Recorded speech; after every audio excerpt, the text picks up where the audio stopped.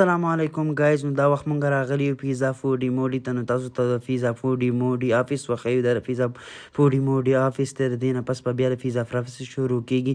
نو دا د پیزا روټۍ ده. د روټۍ نه پس په دې باندې د پیزا مساله ولګوئ. د مسالې نه پس په بیا په دې باندې چکن ولګوئ. د چکن نه پس په بیا په دې باندې چیز ولګوئ. د چیز نه پس په بیا دا ګارلش کې ښکلی به یې سجاو کړي. د سجاونېدو نه پس به بیا په اون کې کېږدي. د اون نه پس به بیا راوباسي. نو تیاره به شي. دا به داسې قسم ښکاري.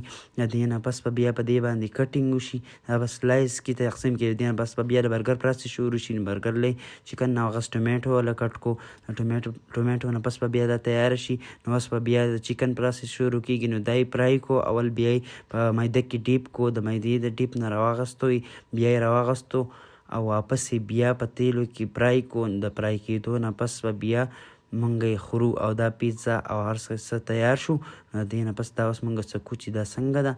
نو ماشاءالله ډېر خوند یې وکړو. ډېر لذیذ دی او مزه یې وکړه. اوکې بای ګایز.